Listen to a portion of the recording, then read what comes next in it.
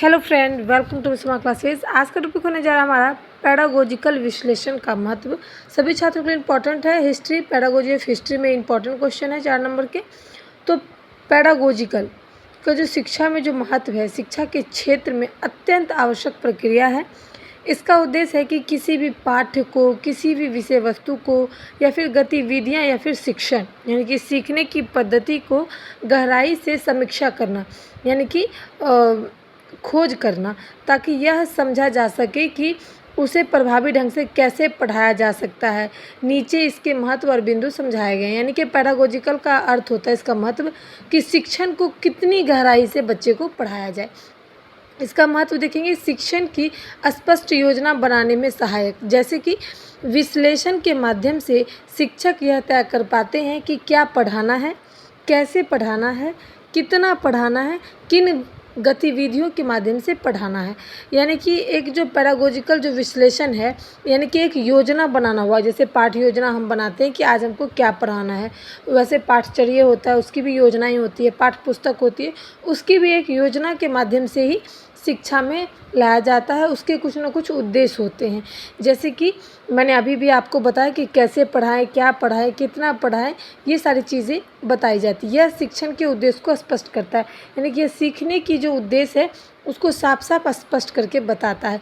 दूसरा है विषय वस्तु की गहराई को समझ, यानी कि शिक्षक जब विषय का विश्लेषण करते हैं तो वह उसकी कठिनाइयाँ, उपयुक्तता, शिक्षार्थियों के स्तर के अनुसार समर्थ आदि का मूल्यांकन कर पाते हैं।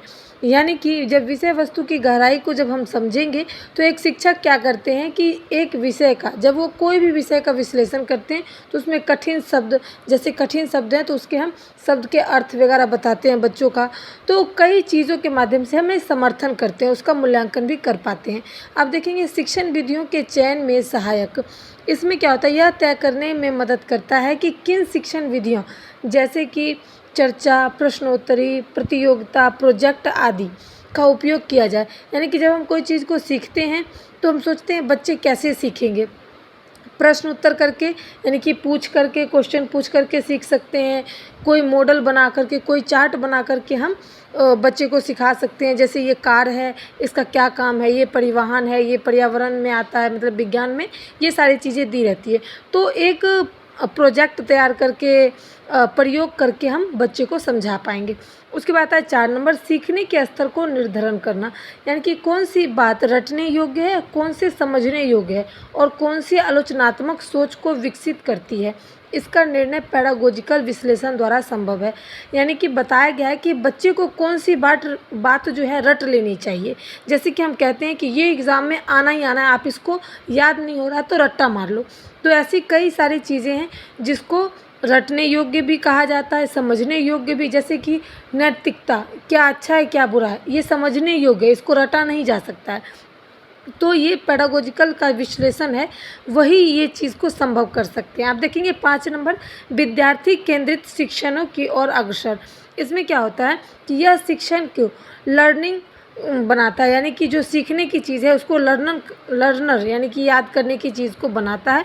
क्योंकि इसमें विद्यार्थी की पूर्व ज्ञान, यानी कि अगर हम कोई चीज़ को याद करने के लिए देते हैं तो पहले उसके बारे में चर्चा करते हैं, उसका क्वेश्चन आंसर लिखाते हैं, फिर ही हम उसको याद करने के लिए बोलते हैं विद्यार्थी को। तो पूर्व ज्ञान, रुचि, ज़रूरतों और सामाजिक सांस्कृतिक पृष्ठभूमि को ध्यान में रखा जाता है।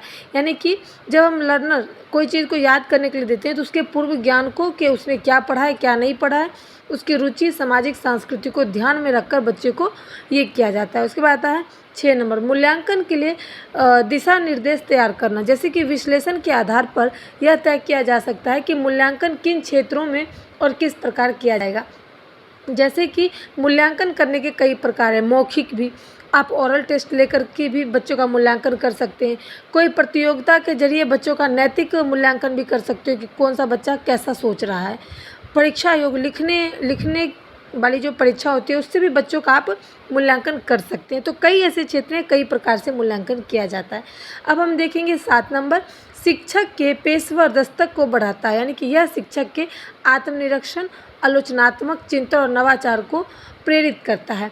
यानी कि पेडागोजिकल जो विश्लेषण का जो महत्व है वो शिक्षक को, यानी कि अगर हम कोई योजना बनाते हैं तो उससे हमारा काम आसान हो जाता है। वैसे ही अगर शिक्षक एक योजना तैयार करते हैं तो उसमें उनकी आत्मनिरीक्षण, यानी कि वो संतुष्ट होकर बच्चे को पढ़ाएंगे, अच्छा चिंतन करेंगे, नवाचार यानी कि नए सोचों का निर्माण होगा और बच्चे और शिक्षक दोनों उस चीज़ों से प्रेरित होंगे, यानी कि कुछ ना कुछ सीखेंगे।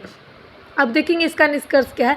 पेडागोजिकल विश्लेषण न केवल शिक्षण की गुणवत्ता को बढ़ाता है बल्कि यह विद्यार्थी की अधिगम यानी कि सीखने को भी बेहतर बनाने का कार्य करता है। यह एक प्रभावी शिक्षक के लिए एक आवश्यक या फिर विषय पूर्वक योजना इस विश्लेषण के आधार पर निर्भर करता है। यानी कि ये कहा गया है कि एक जो शिक्षक है वो इस योजना को इसलिए बनाते हैं, इस गुणवत्ता को इसलिए बनाते हैं ताकि वो अच्छे से अच्छे बच्चे को शिक्षा दे सके, और विद्यार्थी इस चीज़ को इसलिए ग्रहण करता है क्योंकि वो इस चीज़ से, पाठ्य योजना से, विषय योजना से अच्छे से सीख सकता है और उसको 1 महीने 2 महीने का टाइम मिलता है कि आप इसमें 2 चैप्टर ख़त्म करना है तो वो अच्छे से उस चीज़ को कर पाता है।